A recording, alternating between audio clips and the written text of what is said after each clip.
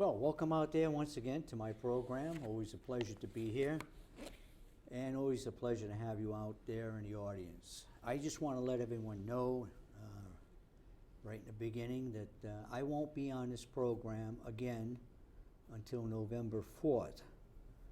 I've been advised that because I'm running for the Charter Commission, that conflicts with FCC rules, Federal Communications Commission rules, which apparently the studio is using. So since I'm running for office, I won't be having my program as I've had for the last 10 years, and I'll return on November 4th. That's the day after the election. And remember, November 3rd is the day you go to vote. I have a guest, sitting city councilor. He's been on the council for a number of years, and he's been doing a fine job. And we're going to talk about the Charter Commission and the things that people out there should be aware of when they go to vote. So, welcome, Michael Miozza, City Councilor. Richard, thank you. Fall River, Massachusetts. Thank you for having me on once again. It's always a pleasure to come on. You're welcome. You've been on several times over the last 10 years. Yeah. Don't know exactly. No, we'll check our records. You call me at least once a year.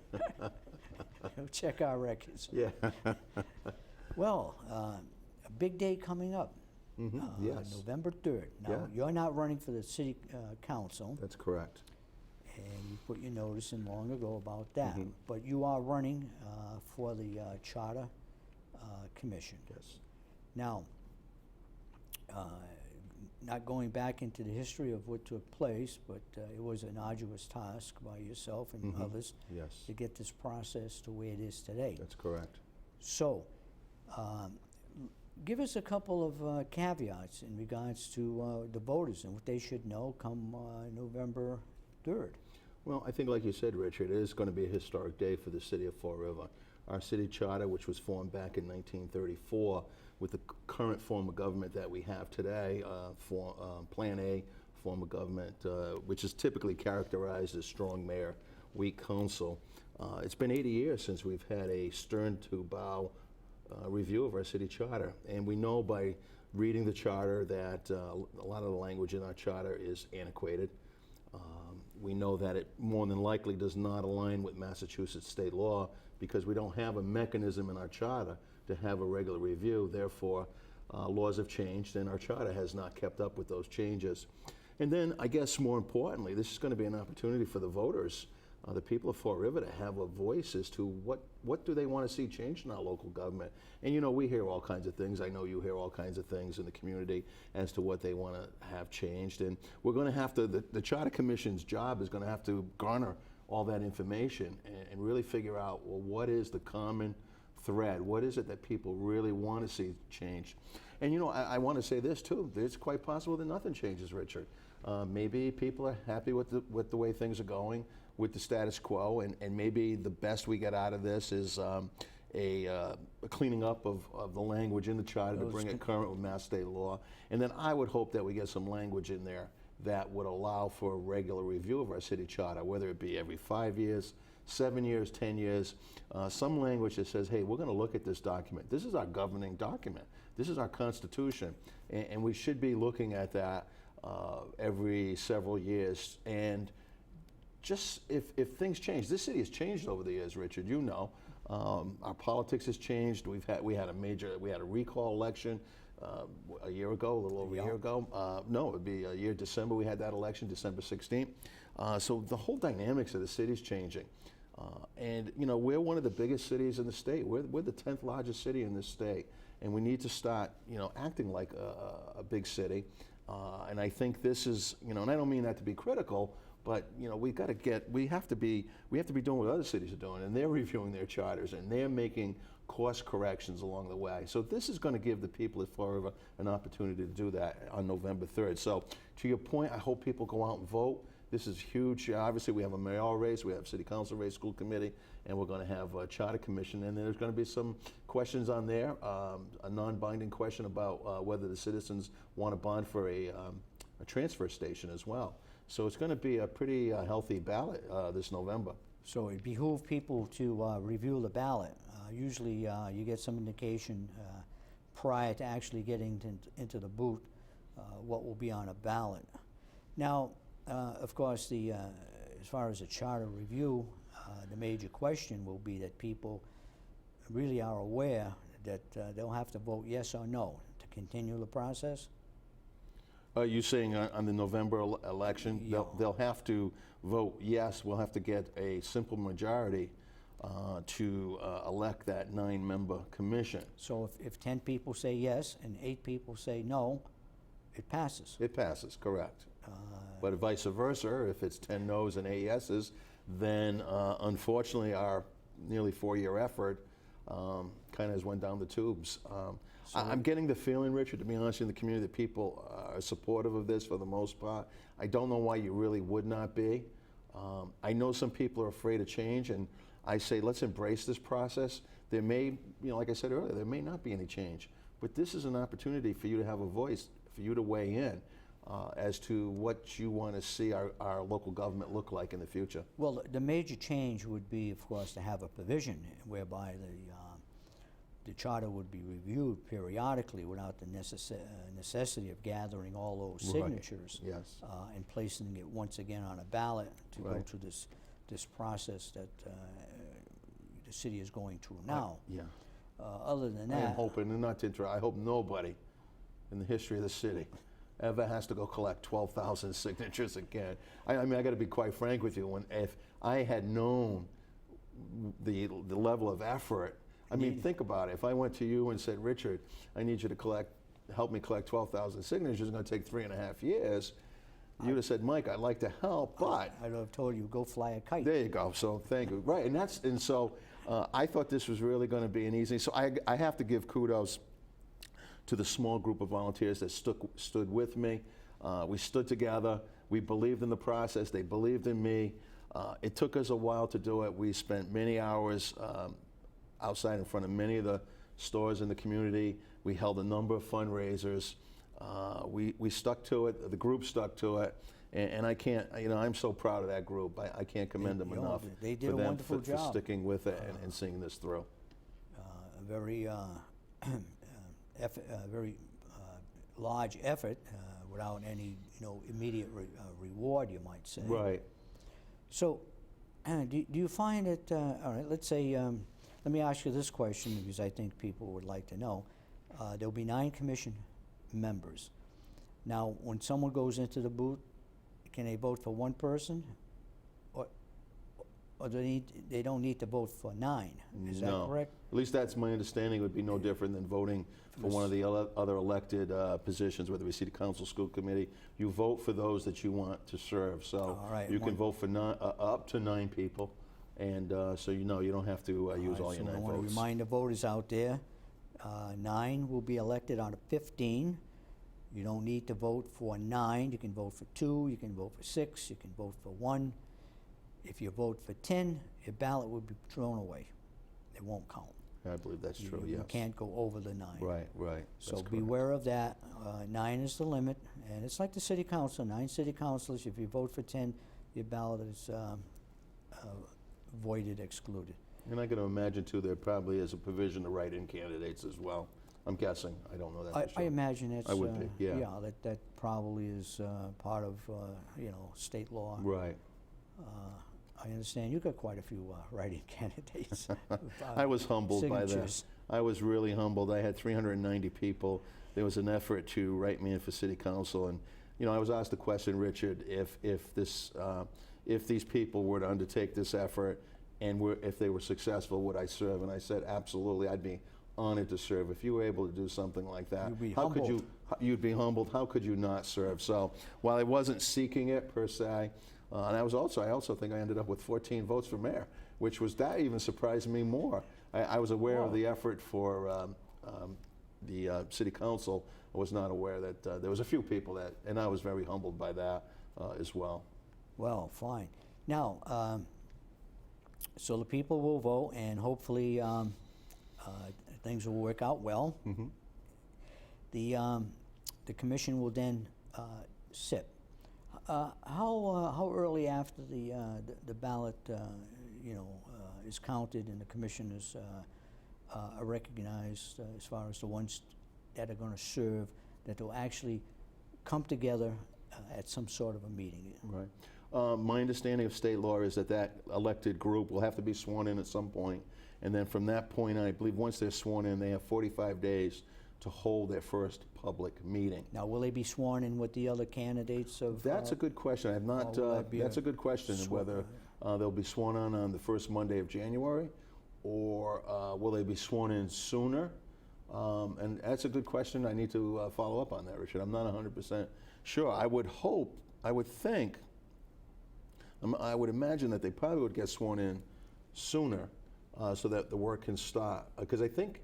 I'm trying to remember if the language says 45 days from when you're sworn in or 45 days from when you're elected. And I think it says elected. So if that's the case, then it would be sooner.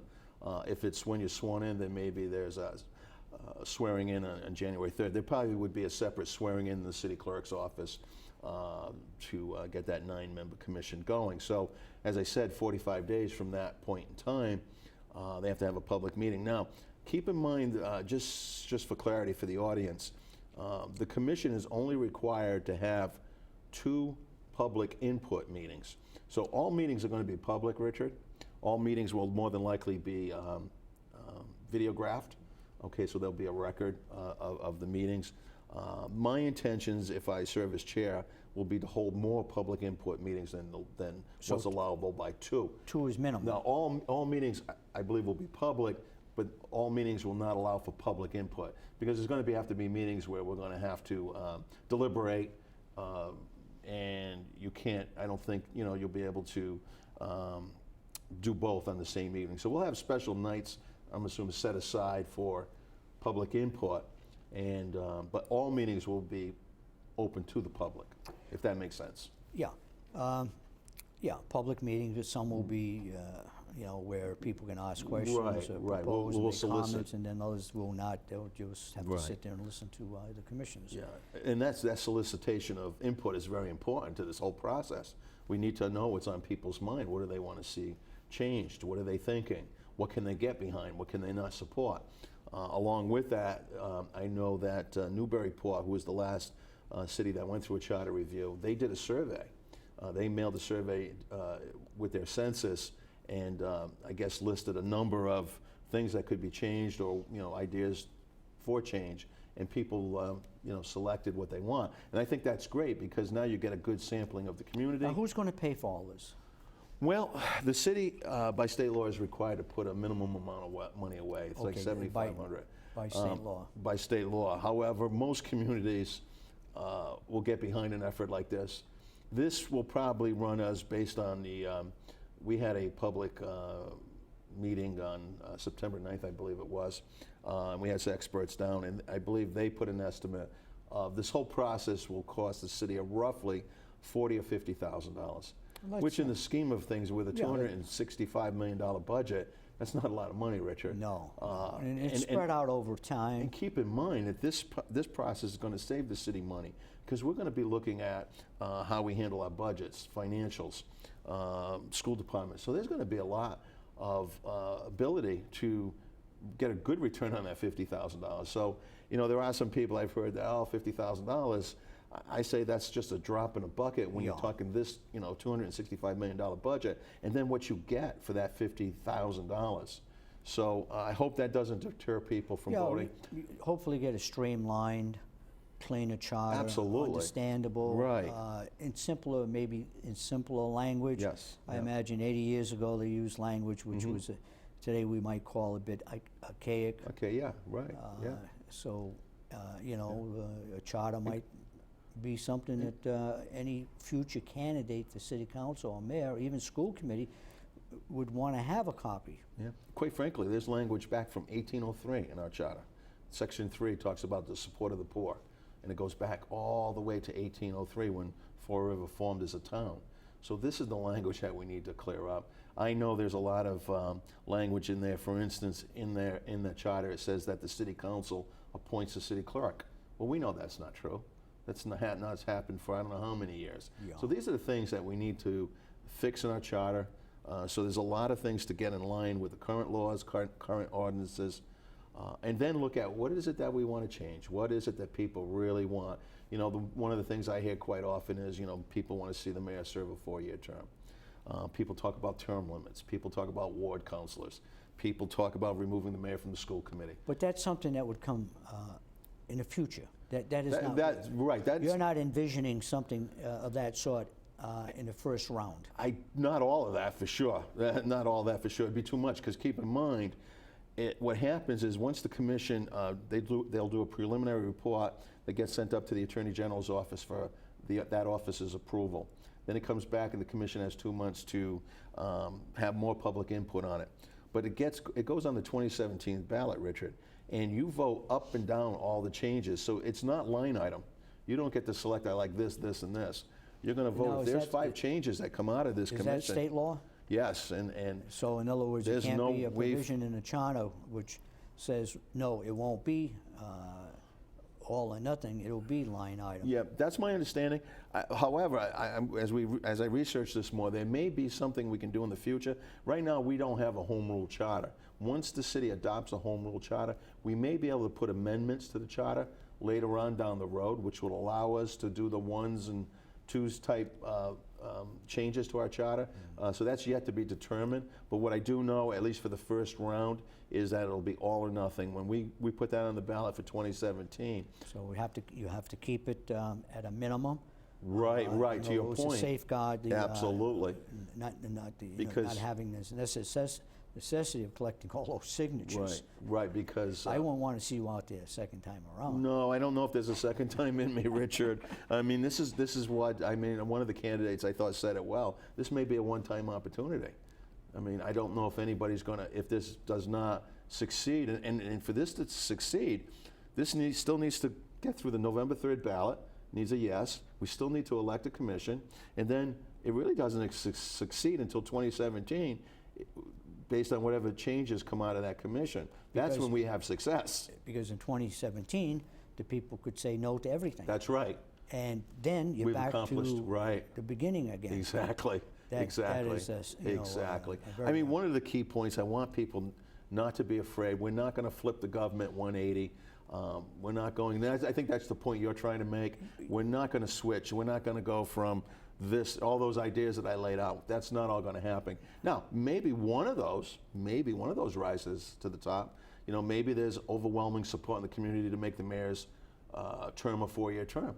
And so you may see that. But that's where the survey is going to help us determine what it is that the people want. Is there going to be enough support so that when it does go on that ballot, we know with the surety that it's going to pass and Now, it's not going to fail. There'll be 11 members. 2, 9. 11. Oh, 9. 9 members of the charter. Excuse me. Yeah, 9 members. Now, you have a chairman. Is that how? Yes, there'll be an elected chairman. There'll be a vice chair. You could elect a secretary. We're going to need somebody to take minutes. We could. This is something new I found out. You can elect a treasurer as well, because this charter commission can receive money from the public, from businesses, to help do with education. Because keep in mind, part of the job of the commission is going to educate the public on the changes. I mean, you're going to do 18 months of work. You want to make sure that once you propose something for the 2017 ballot, that it's successful. So you're almost like you're in a campaign, so to speak. So the commission will actually be able to solicit money for printing, advertising, those type things. Just like we're in a campaign right now, our group, the Forever Charter Review Group, we're in a campaign. We need to have this pass this November. Otherwise, we don't get an elected 9-member commission. All right, 9 members. If they all show up, does 5 make a quorum? Yes, yes. You either follow Robert's Rules of Order or Cushing's Rules of Order. So that would have to be adopted almost the first meeting. Right. You would talk about what the structure would. You know, one of the things I learned from the Newburyport folks, the chair there, was that you know, he wanted structure. Some of the group didn't want as much structure because I think you have to have rules. I mean, keep in mind this is a non-compensated position. The people that are elected to this commission receive not a dime, not a penny from anybody. So you're doing this strictly volunteer. And that being said, that might give an opportunity for a commission not to show up. Or somebody may have a health issue. Somebody, maybe will develop a health issue and might not be able to make meetings. So you have to set up rules. Is it okay for, and you're one of the people that are running, if Richard misses 2-3 meetings, is he off the Is he out? commission? Yeah. This is the things we're going to need to establish. We're going Now- to have some rules and order established right up front. I imagine if someone is out, is there going to be enough replacement? Will that be taken from the candidate with the highest total votes? So there are some complicated. That's a really good question. Let me tell you what the Newburyport did. They necessarily didn't go to the ballot, from what I understand.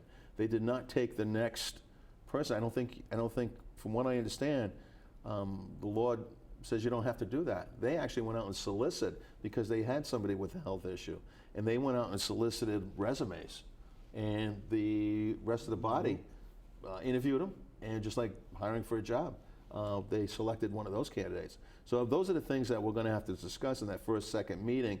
How do we form?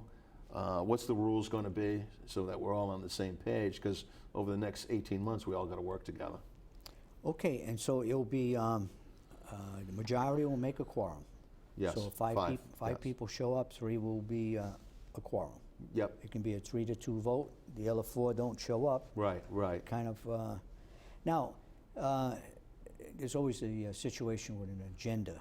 Will an agenda be issued prior to each and every meeting, so the commissioners will know what's going to be voted on, or at least what's going to be taken up? Right. I mean, if I'm chair, they'll definitely. I believe in agendas. So if I'm fortunate And if to it's be the chair. not on the agenda, it doesn't Yeah. get taken up? Right. Well, we're going to look at that and see. I think we got some flexibility here. I don't know if we need to be so rigid as a city council. So you want to have some rules. So I think that's what we have to discuss. How rigid do we want to make our rules?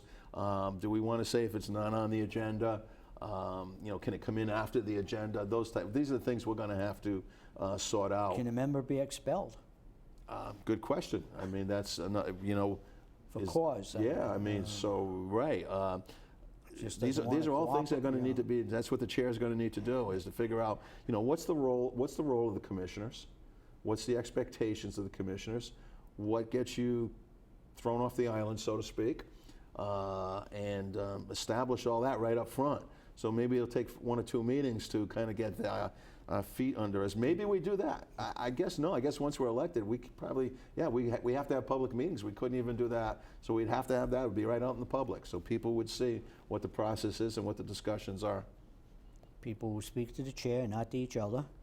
Right, yes. No you can't- private conversations. No, I mean, if I'm chair, the chair needs to control the flow of the meeting. It needs to be productive. Again, we're volunteering our time. I'm okay if I need to be there 2 hours, fine.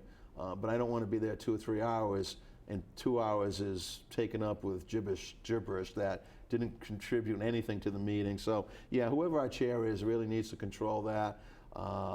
Take input from the rest of the commissioners, but to have productive, I think, somewhat formal meetings. Will it be in a form of a school committee meeting? You have the chairman.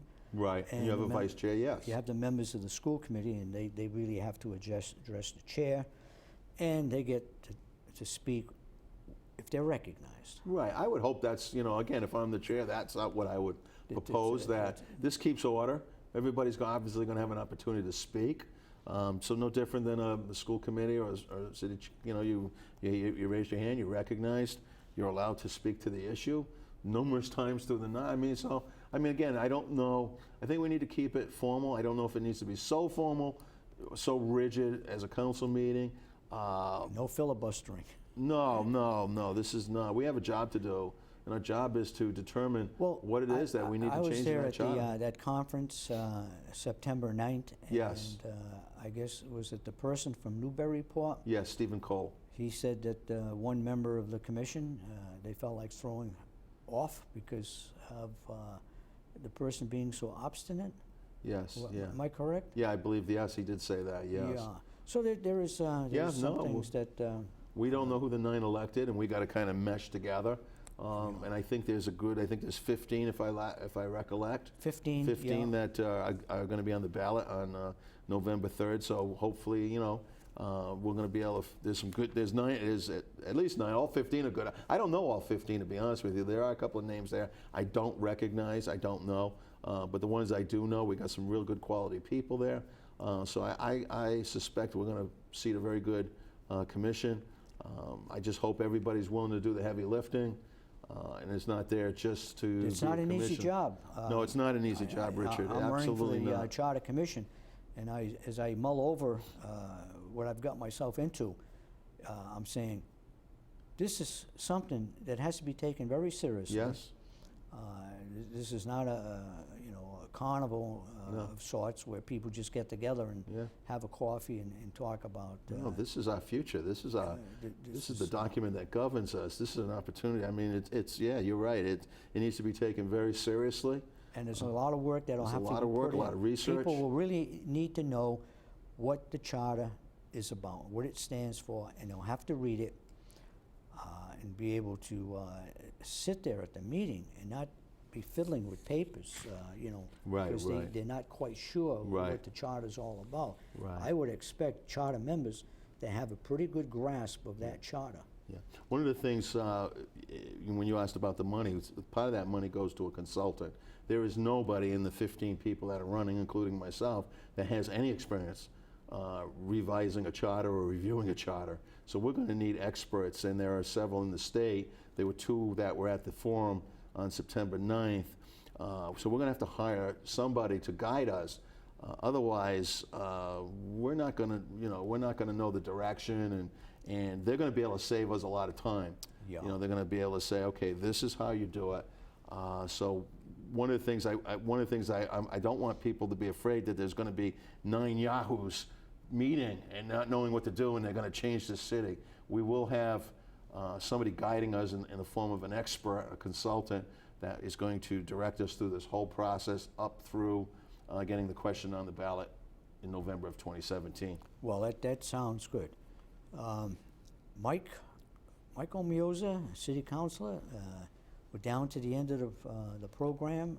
Any last words? Well, there is a fundraiser this Saturday at Mickey Doyle's from 1 to 4. It's a $15 ticket, hot food, soda, adult beverages, and that's to help us educate the public on this process, stickers, yard signs, literature. So if you can make it this So you Saturday. have yard signs, etc.? We have yard sign. I wish I would have brought one. Yeah. And then BCC is looking to put together another forum. Right now, tentatively, it's October 3rd. I think it's going to be between 5 and 6 o'clock. Details to follow, but there looks like that's going to be happening. Okay, we're at the end of the program. Thank you, Michael. Thank you, Richard. I wanted to remind people, once again, I'm running for the Charter Commission. Michael Miozza is running for the Charter Commission. And Dan Robillard was supposed to be here. I think maybe the weather kept him away. He's running for the Charter Commission. And he was going to be a guest on the show, so I want to mention it. Well, I hope you get a lot of good information. Remember, I won't be back until November 4th. That's the day after the election, and the reason for that is because I'm running for the Charter Commission. So, hope you enjoyed the program. If you need some more information, get in touch with someone who's running for the Charter Commission, or you can do some research yourself. So, thank you for watching, and I'll see you next time.